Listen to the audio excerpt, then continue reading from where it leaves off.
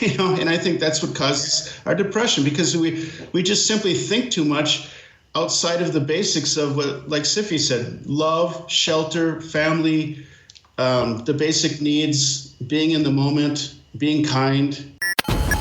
Keeping yourself motivated takes work. If you don't work out your body, you get fat. If you don't work on your motivation, you become unmotivated. Welcome to the Motivational Voice Podcast, your source for inspiration and motivation to achieve your goals, empowering you one word at a time. Umar Jang is an author and a blogger, and he will get you motivated to do whatever you need to do. This is Motivational Voice Podcast, and this is Umar Jang.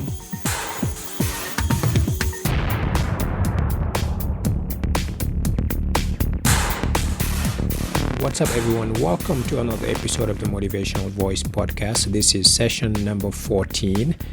Today, I have the pleasure of sharing with you a podcast interview I did with Siffy and Tor, whom I have known for many years and followed their travels and adventures with a great deal of interest. If you have been putting off traveling, even if it is across the border to another state or to a neighboring country, you really should consider doing it and doing it soon, because we never really know how much time we have on this earth to do all the things that we are waiting to do when we retire. I hope and pray that we'll live to be in our 90s and 100s with good health. But really, nothing in life is certain. I hope that when you hear the life lessons that are shared in this episode, it will encourage you to go out and see the world. All right, so I'm going to stop talking now so we can actually start the interview. Here we go. Welcome to the show, Siffy and Tor. Oh, thank you very much, Omar. Yeah, this is your first time on the podcast, so I'm excited to have you. And first, I'll actually have you guys introduce yourself and just talk about who you are and what you do. Okay. Well, first off, thank you for having us on your show. My name is Tor Torkildson. I'm originally from Minnesota. I set out at a very young age and became a traveler. So if anything, I consider myself a traveler. And aside from that, I'm a writer, a publisher, and to put food on the table, I do customs brokering and logistics in Africa for American companies, government agencies, and whatnot. My passion is the deep wild, getting out and traveling, culture, and trying to tell a good story. Right. Well, thank you. What about you, Siffy? Hi, Omar. Thanks for having us on the podcast here. I'm Siffy Torkildson. I'm originally from Minnesota as well, and I ended up going out west, started my travels to go to college, and I'm a geographer. I studied geography and then also a cartographer, as well as a publisher and writer. And I've lived in several states, and I've started to really expand my travel now. My first most unique place I went was Madagascar in the Peace Corps. And then we reconnected here, Tor and I did, and I've been over here in Germany now for 4 years, and I make maps in my day job, I guess you'd say, and I work on writing and publishing for our business, Sacred World Explorations. Great. Yeah, I think that's very cool. I don't know a lot of cartographers, actually. I don't know any other cartographers, so this is pretty cool. The reason I wanted to have you guys on the show is that really over the years I've seen you guys post some amazing photos from really around the world. And where are those pictures from? Oh, Omar, that's a hard question. I mean, as we go, constantly traveling. I mean, it could be the Himalaya, the Amazon, the Sahara. They're all over. So as we travel, we post. We're really not photographers. Both of us are more inclined for research and in writing. So it's kind of snappies, actually. Yeah, I mean, when you put yourself out there into really wild places and you observe the what's going on around you with wide open eyes, and the light's right, and the composition falls into place. Right. It happens, I guess. Yeah. Okay, right. What are snappies for those who may not be familiar with the term? Well, just kind of a Zen-like moment when you see something and just quick take a picture, and you're inspired. Kind of a visual haiku. Okay, right. Okay, well, that makes sense. Okay. Now, what have your travels taught you about life? Okay, I'll start with that one.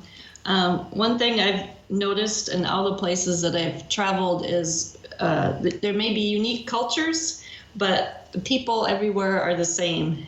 We all want shelter. We want food. We want love. We want meaning in our life. We want to be safe. So these things I see worldwide, despite the uniqueness of each individual culture. And I'll follow up with, I've done a lot of hardcore traveling in places where people aren't as fortunate in many ways as we are. But one thing that's always kind of struck me is how the people that might be living in a cardboard box on the street with nothing are so kind and generous, so easy to laugh and share, and seem so genuine. If they had one banana left, they'll give it to you if they think you're hungry, or it'll make you happy. And so that's always struck me as strange as an affluent Westerner. A person that basically has always had everything I needed. I never had to live on the street in a cardboard box. So as when I get philosophical about it all, for instance, if I'm traveling through Niger or India or somewhere, I think, well, what is it?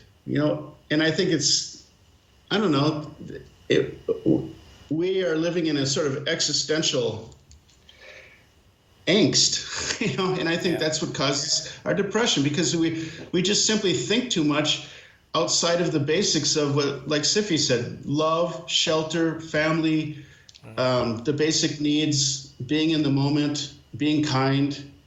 Yeah. And so that has struck me quite often. When I'm traveling, I just, it's like, wow, these people are so nice to me, so giving to me, without expectations normally.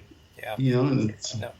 No, I absolutely know what you mean. As you guys know, I'm originally from Senegal, West Africa. So, and I remember growing up as a kid, and my dad would just, actually my mom too, would have relatives come and stay with us, and we weren't rich by any means. But actually, we were just making it, if I think about it, and we would have people coming over all the time, and people can just stop by and have lunch and share our meals, and even if we were struggling with trying to feed everyone, we didn't kick people out. We just welcomed them and shared whatever food we had, and that really kind of struck me and stayed with me as I grew up. And there's actually a term for it in Senegal specifically. It's called teranga, which means, when you have a guest, you have to do your utmost, work and give them whatever you have and welcome them so they feel welcome and loved. So I definitely identify with that. So now, what has that taught you about yourself? Can you talk a little bit more about, the introspective, where you're looking within to learn things about yourself? Well, it tells me internally, like in my own inner voyage, that to simplify, to really scale down to the basic things, to truly love, to truly believe in humanity, to be humane, to want to make a difference, to live a meaningful life. All those things. So travel, I've been fortunate to go to these places that a lot of people are afraid to go to, but in turn, it's been a blessing, because it's really helped me to think on a deeper level. Yeah, absolutely. And want to be a better person. And also how you can get by. You really don't need all the things in Western society you think that people think we need. You know, people are constantly wanting larger houses, more stuff. You don't need all that stuff. It's just nice not to worry about it all. You know? Yeah, you know, the funny thing, Omar, is right now we're in a transition, and we're going to sell our house and everything, and we really look forward to a simple life. Downsizing, like 12 by 10 cabin. You know, that would be enough. Even a tent would be enough. Yeah. And so we don't need 4,000 square feet Right. of emptiness. Yeah, tell that to my wife. So, but no, I absolutely know what you mean. And this past July, I took the kids with me to visit my parents, my mom specifically, and my extended family in Senegal. And the one thing that struck them was exactly that. You know, there wasn't an abundance of things and everything. You didn't have a full pantry of food that you could just go to and snack on. You didn't have, you know, furniture everywhere and clothes everywhere. People had very little, and they focused on just living life. And you know, it was very minimalistic, and it was relaxing and healing, and in a certain way. So, you know, I definitely identify with that. Now, Siffy and Tor are your pseudonyms, am I right? Mm-hmm. Right. How did you come up with those names? Well, Tor and I reconnected about, it's been about 7 years ago now, and we wanted to kind of reinvent our life. And we both have Scandinavian ancestry, and the name Torkildson actually comes from the god Thor. It means Torkildson, I think it is. Yeah. I wondered about that. Oh, don't tell all those family secrets now. And so we thought, and Tor is like the god of thunder, and then so in mythology in Scandinavia, his wife is Sif. But I thought Sif just sounds better if I add a FY, so Siffy. Yeah. And so we use that for, our writing names and nicknames. Well, we just thought, we're in our 50s, and we thought we've been through a lot in life, and we wanted to not go like, oh, we're, the end is near, we're on the downslope. We wanted to like reinvent it and be excited about it, and Right. go out and do something wonderful. Yeah. Yeah, so does it mean that for Halloween you dress up as Thor? Sometimes. Right. Well, if I want to keep this marriage intact, I probably should. Yeah. Now, what are some of the most memorable places that you've been to? I know you mentioned Niger and you mentioned, I believe, India. Well, yeah, I mean, as a traveler, I've been traveling for a long time since I was a kid.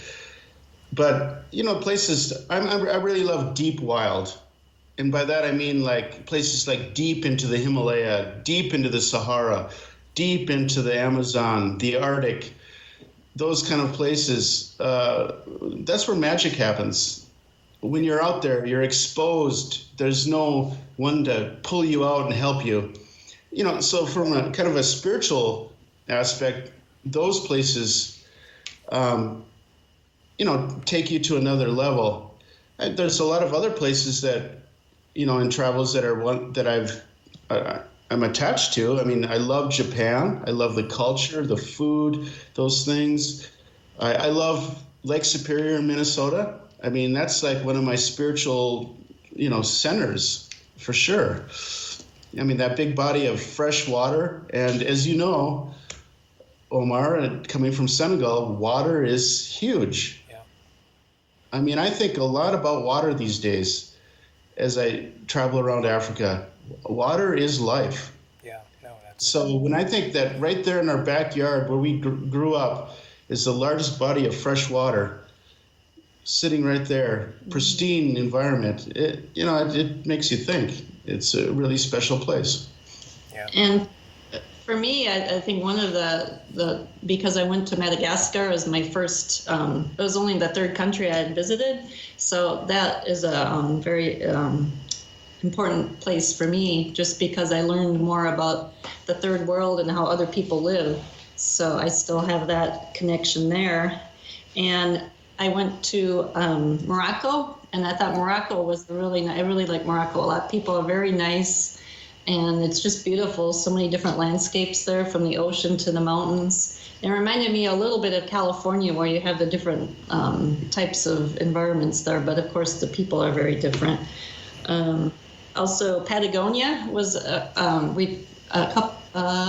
2 years ago, we did a cruise down there where we both spoke about our travels.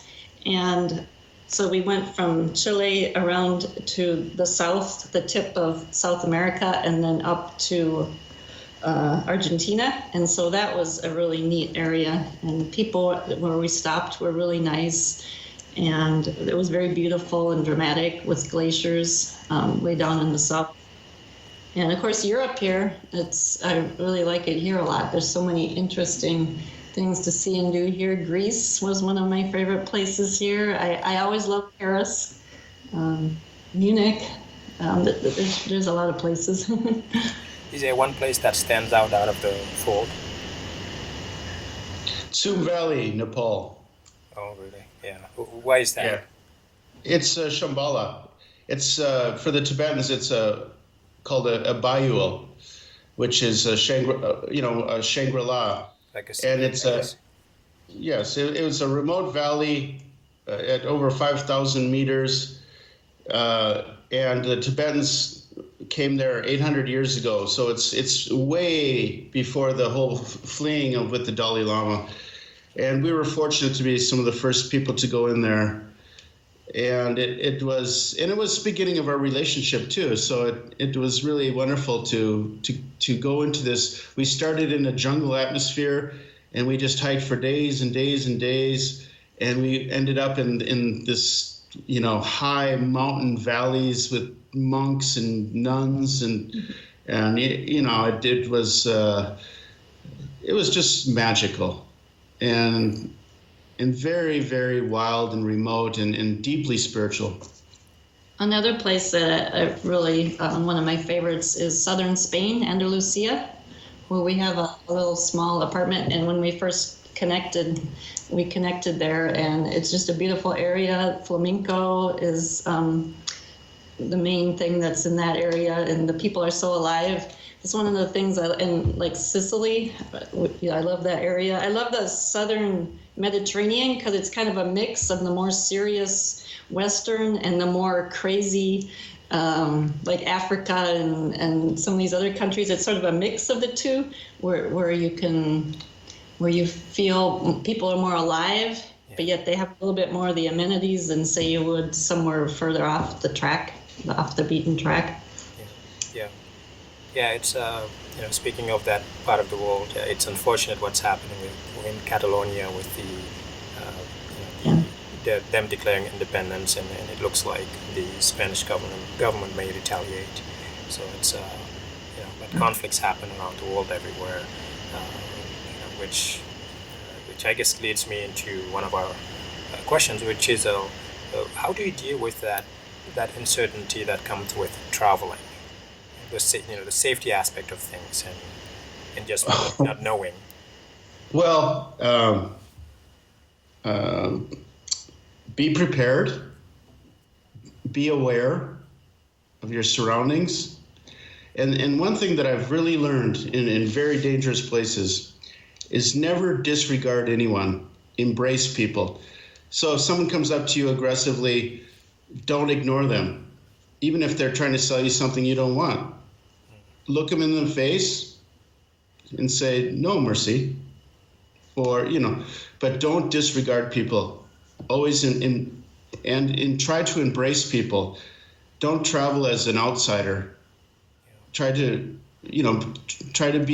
respect the local culture. Try to make friends within the local culture.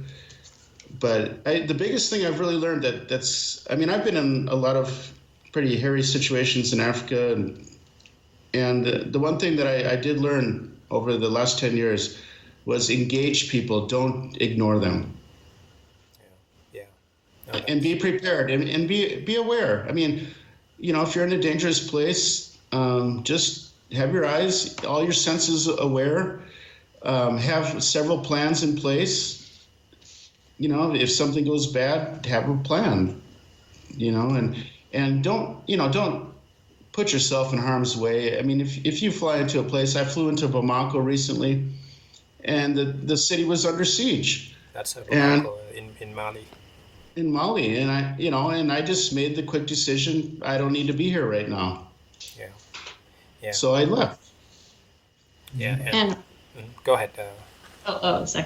I was just gonna say. Also, I think it's important. Like being prepared is to like learn a little bit about the culture before you go. Especially, I think it's important for women, so you know what's appropriate to wear in the different cultures. Yeah, what language they speak. Well, try to learn some of the language so you can at least, address people and thank people, and at least show the effort.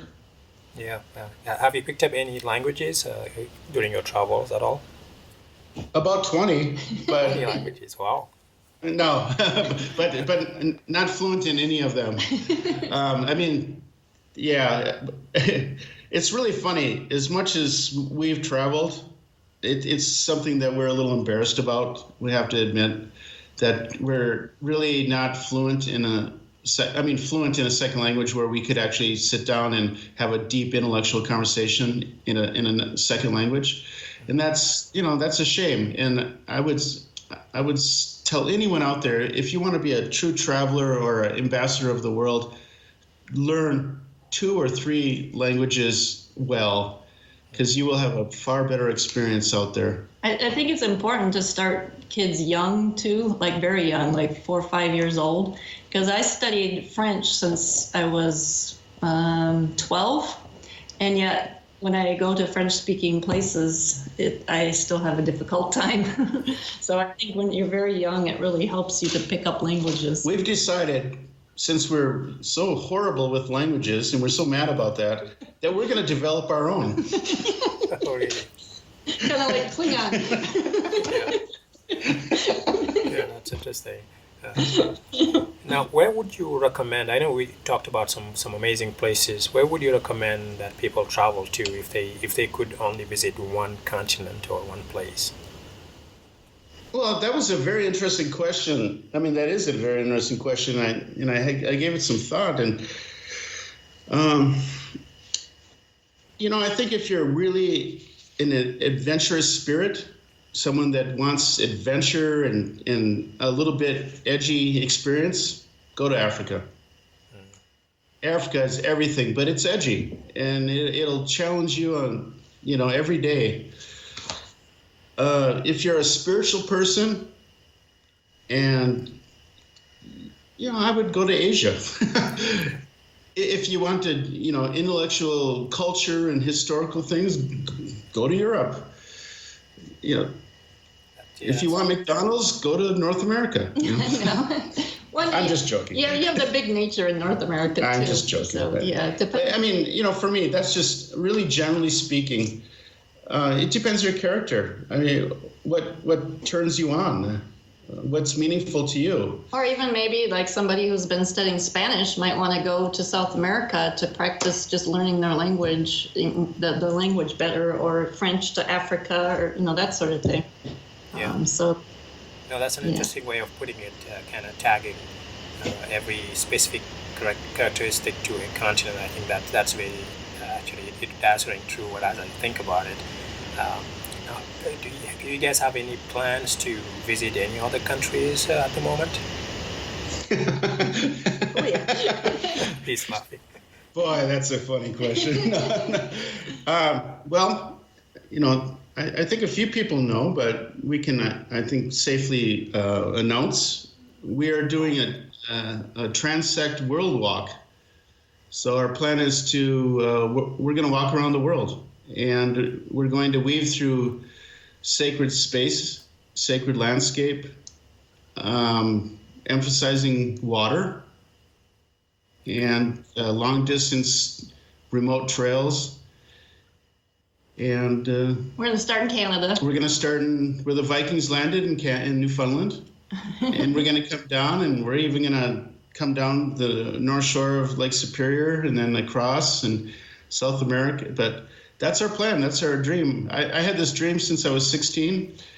And when I reconnected with Siffy, as a joke, I just said, how would you like to walk around the world with me? And she said, I'd love to. And I said, that's my gal. Yeah, that's how you know that you guys are made for each other. And let's do it. And about a year and a half ago, we climbed Mount Kilimanjaro with one of the first people to walk around the world. Yeah, Stephen Newman. I didn't know that. Book about it. Yeah. Back in the early 80s, I think it was. Yeah. Did you say you wrote a book about it? Yeah, he did. Yeah, the walkabout. Well, Stephen did. Yeah, the World Walk. Yeah. And last year we did the Walkabout Chronicles, an anthology of epic walks. So we had very connected with, like right now there's 5 people walking around the world. There's only been 9 that have ever done it. Really?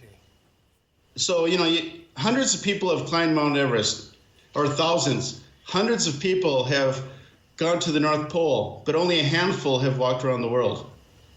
That's interesting. Yeah.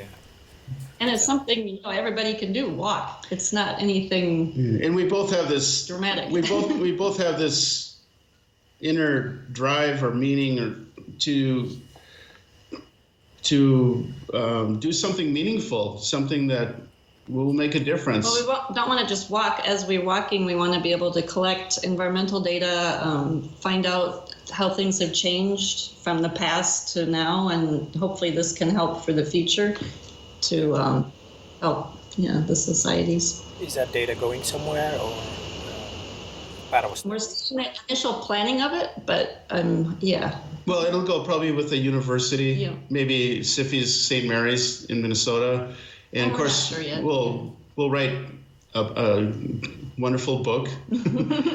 Think Darwin. Talking about books, actually, you guys recently finished a book project. Can you tell us a little more about it? Well, we're working right now, burning the midnight candle, trying to finish an anthology called The Pilgrimage Chronicles: Embrace the Quest. And this is second in a series. The first was The Walkabout Chronicles: Epic Journeys by Foot. And that book was we gathered essays from, I guess, 35 people that have done epic walks, walked around the world. Walked the length of the Amazon, the Nile, the Trans-Himalaya. And as we developed this book and it was successful, we started thinking about kind of our own personal journey and the idea of a quest. Yeah. Everyone hopefully has a quest in their life, a dream, a sort of pilgrimage they can go towards. And so we just decided to run with it and I just started contacting people, put the word out, do you have a quest or have you done a pilgrimage? And through the first book, we met so many amazing people and it just sort of blossomed. And all of a sudden people were sending their story, to us, and we were reaching out to people that we thought were extraordinary, had extraordinary situations. And Omar, thank you for joining in this tribe. Yeah, I call it a tribe. Yeah, thank you for including me, by the way. Full disclosure, I actually submitted an essay for the Pilgrimage Chronicles, which I thought was just amazing to be part of. I think you guys had, 36, 37 authors at last time? Oh, we do. Yeah, so many people, it's amazing. It covers the entire globe. It covers all different types of experiences. A quest can be anything. It can be to find a rare bird. It could be to do the Camino pilgrimage, to go to an ancestral home.